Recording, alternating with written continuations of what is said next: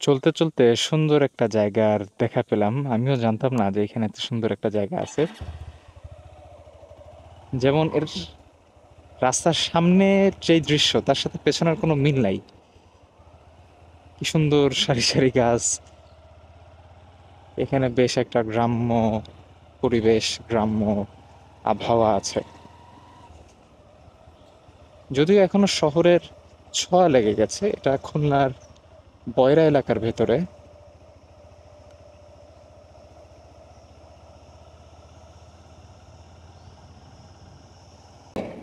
View দেখেন আপনারা, এটা আমাদের খুলনা সিটি বাইপাস। সুন্দর না? মাশাআল্লাহ। যদি এই কিছু বিলবোর্ড এবং অ্যাডভার্টাইজিং ব্যাপারগুলো না থাকতো, খুলনা জেলা কারাগার, নতুন কারাগার, খুব সুন্দর জায়গা। হ্যাঁ, অবশ্যই সুন্দর জায়গা, হয়তো দীর্ঘদিন ভালো লাগবে না। আপনাদের সাথে একটা মজার কথা শেয়ার করি। সেদিন আমাদের পরিচিত এক ভাই বলছিল কথা প্রসঙ্গে যে উনি আসলে জেলে ছিলেন। ওনাকে বিগত সরকারের আমলে শিবির সন্দেহে জেলে নিয়েছিলেন। তো তো উনি বলছে জেল তো খুব ভালো জায়গা, থাকা ফ্রি, খাওয়া ফ্রি, অ্যাটাচ বাথ আছে। তা আমরা সবাই হাসছিলাম। তো উনি বলতেছিলেন যে আসলেই ভালো জায়গা।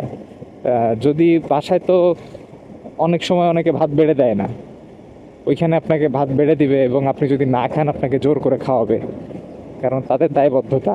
যেভাবে হোক আপনাকে খাওয়ানোর চেষ্টা করবে তারা। তো জিনিসটা রিয়ালিটি কিনা নাকি জিনিসটা আসলেই হাস্যকর, আপনারাই বলুন। আমি জানি না কেন আমার এই মোমেন্টগুলোতে ক্যামেরা অফ থাকে। আমি এই 36-37 এই স্পিডে যাচ্ছি। ট্রাকের থেকে আমার ডিস্টেন্স মিনিমাম এতটুকু। বাম সাইড থেকে একটা রোড চলে গিয়েছিল, অপোজিট ডিরেকশন থেকে একটা মোটরসাইকেল, তার পেছনে একটা বাস অথবা ট্রাক, ওইটা খেয়াল করিনি। মোটরসাইকেল মোটামুটি সিগন্যাল দিয়েই, সামনে না দেখেই পেছনে তাকায় তার হ্যান্ডেল ঘোরায় দিয়েছে।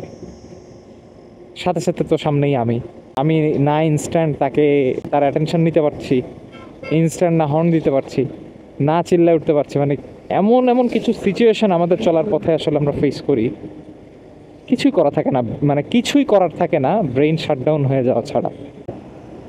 একটা সময় খুলনার এই 0 পয়েন্ট, এই রাস্তাটায় কত যানজট, কত হ্যাসেল হতো। আলহামদুলিল্লাহ এখন বিরাট স্কেলে অনেক বড় প্রশস্ত রাস্তা। এদিকে চলে গেল চুকনগর সাতক্ষীরা, এদিকে চলে গেল রূপসা ব্রিজ টোল প্লাজা। এখন অনেক বড় স্কেলে এই রাস্তাটা হয়েছে এবং বিভিন্ন জেলা কানেক্ট হয়েছে আর কি। কানেক্টর খুলনার 0 পয়েন্ট, অর্থাৎ খুলনা শহরে ঢোকার যে এন্ট্রান্স, এটাই সেটা।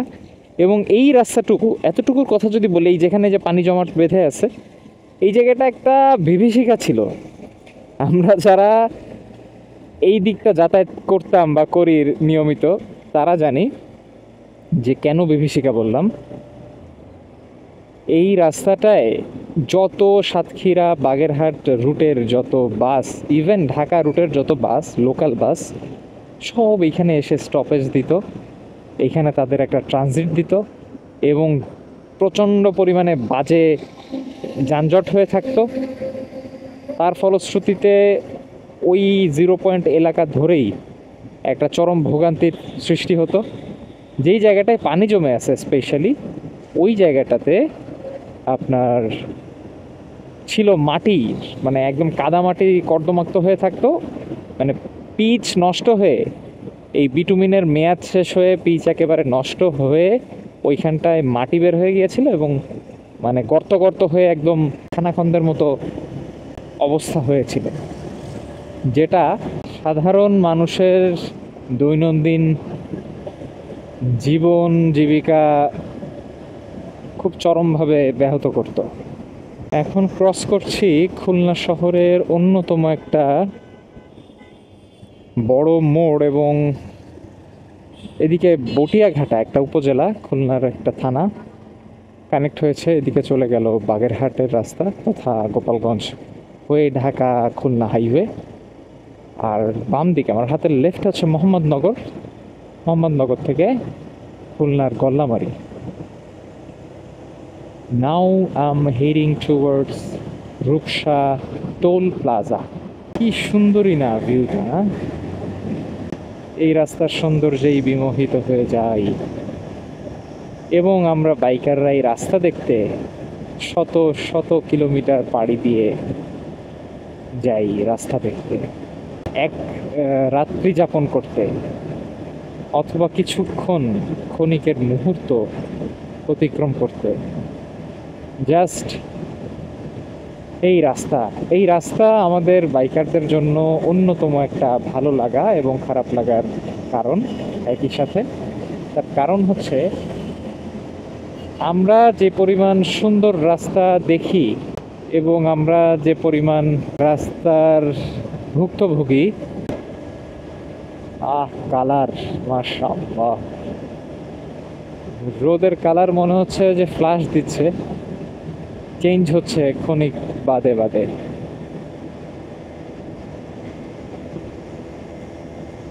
সামনে একটা আরএক্স নাম্বার প্লেট দেখতে পাচ্ছি, ভোলার নাম্বার প্লেট। এই যে লাইটটা আবার একটু ডাউন হলো, এই সামনে গিয়ে আবার লাইটটা একটু তীব্র হয়ে যাবে। ও আরএক্স 70+ স্পিডে আরএক্স চলছে।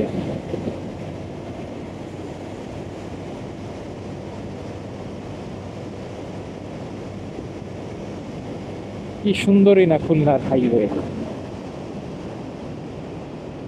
মাশাআল্লাহ।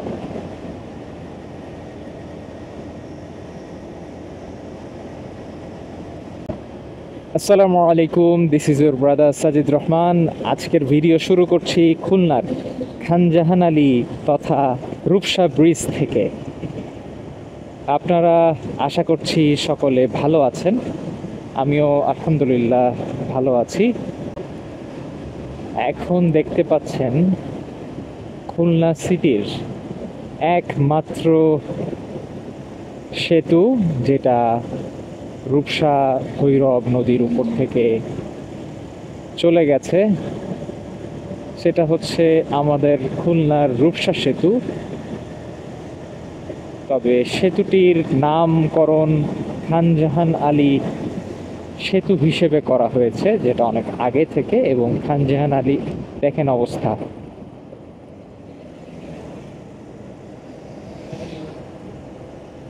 খানজাহান আলী যিনি ছিলেন, ওনার নামকরণে আমাদের খুলনার মহাসড়ক, খুলনার অনেক বিদ্যাপীঠ, অনেক স্থাপনা রয়েছে ওনার নামকরণে। যেহেতু খুলনা সিটির পেছনে ওনার অবদান অনস্বীকার্য। অনেক দিন বাদে খুলনার রূপসা সেতু উপর থেকে যাচ্ছি, এবং সামনেই রূপসা সেতুর টোল প্লাজা। অনেকটা মনে হচ্ছে অন্য কোনো, মানে আমার এই প্রাণের শহর ছেড়ে অন্য কোনো শহরে চলে যাচ্ছি, এমনই অনুভূত হচ্ছে।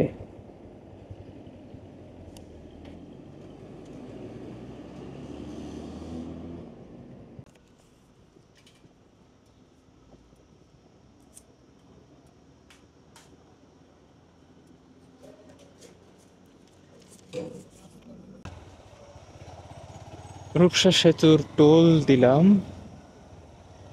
সড়ক ও জনপদ বিভাগের আওতাধীন এই টোল কার্যক্রম এবং টোল প্লাজা। মোটরসাইকেলের জন্য টোল ধার্য করা হয়েছে 10 টাকা।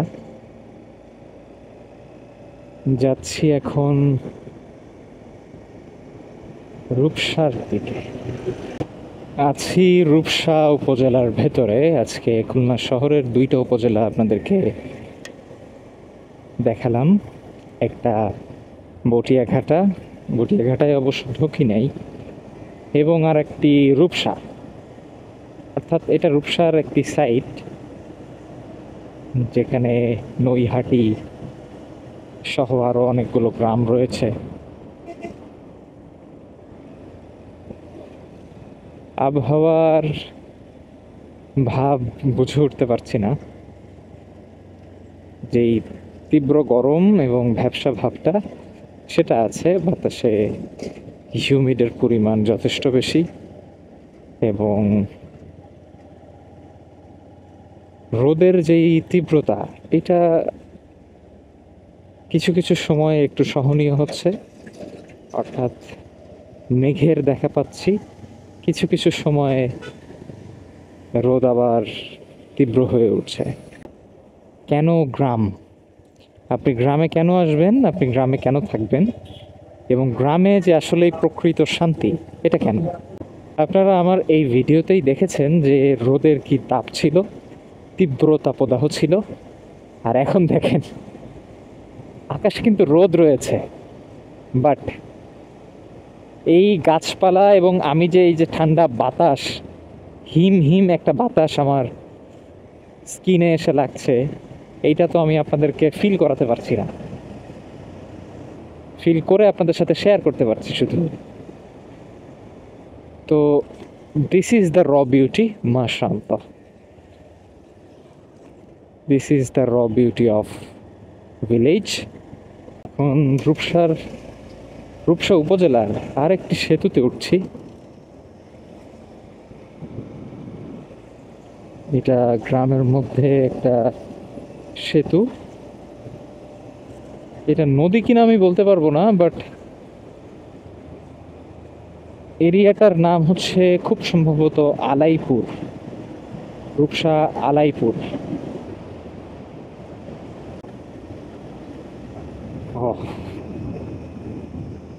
মাশাআল্লাহ মাশাআল্লাহ, র বিউটি।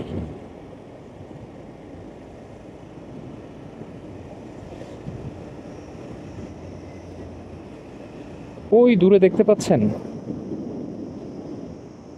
কেমন ওই যে জমির আইল বলে, এরকম প্লট প্লট আকারে, কিছু জায়গায় পুকুর, কিছু জায়গায় বিলের মতো করে, এই যে প্লট প্লট আকারে আইলের মতো করা আছে।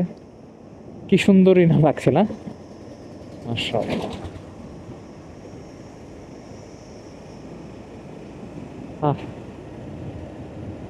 চোখের পলক ফেলতে ইচ্ছা করে না।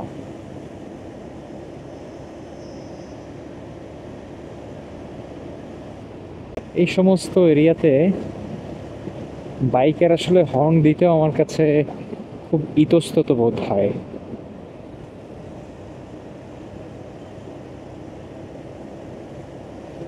কি দারুণ এরিয়া, মাশাআল্লাহ।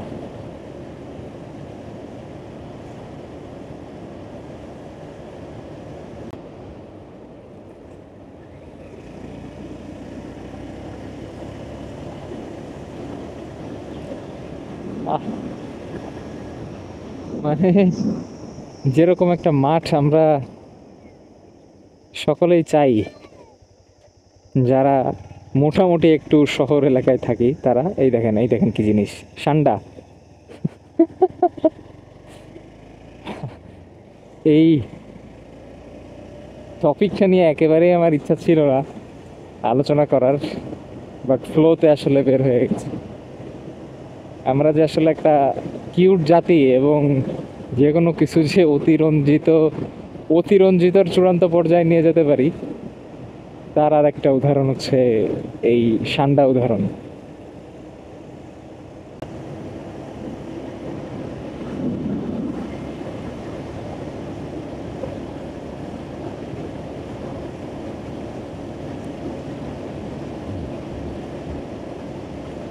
কোনো কথা বলছি না, তার কারণ গ্রামীণ যেই রাস্তা, গ্রামের যে সৌন্দর্য, এই সৌন্দর্যের মধ্যে আমার কমেন্ট্রি আসলে যথাযথ হবে না। এই জন্যই আমি এই সৌন্দর্যে আসলে কোনো রকম বাধা প্রদান করতে চাচ্ছিলাম না। কিন্তু আসলে যদি কথা না বলি, মানে ভয়েস না থাকে, সেক্ষেত্রে আবার ইউটিউবের অ্যালগোরিদম অনুযায়ী কোনো ঝামেলা হয় কি না সেটাও আমার আসলে জানা নেই। এমনিতেই আমার ভিডিওগুলা অন্য সবার মতন খুবই ইনফরমেটিভ হয় না হয়তো।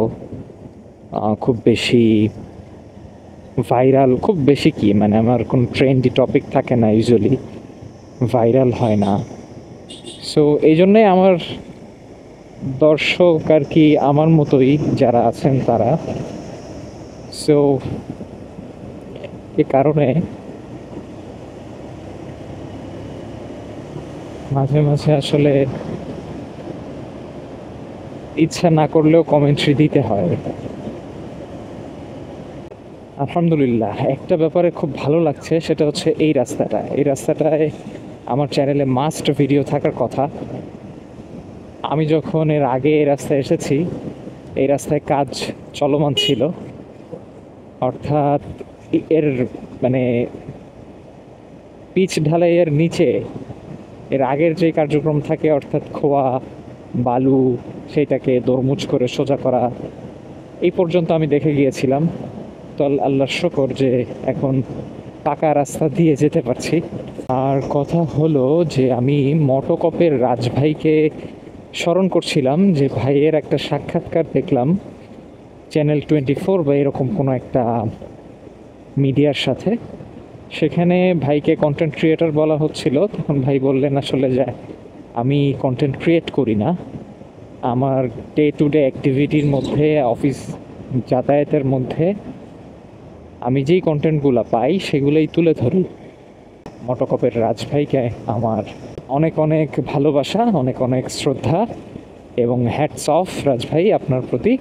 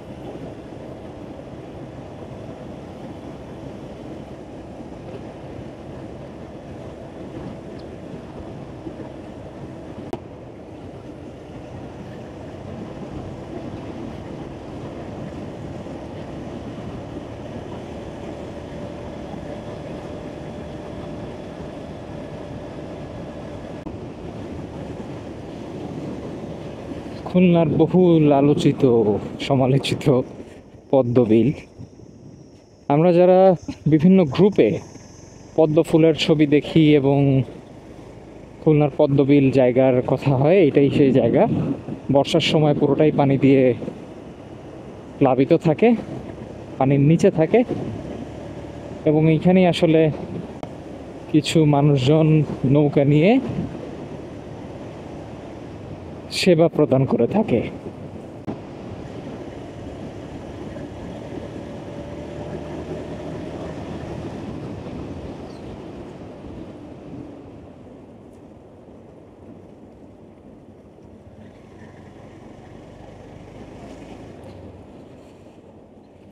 আমার একটা দরকার তো কিছুদিন পরে তোমাদেরকে, কে আসবে আমার সাথে?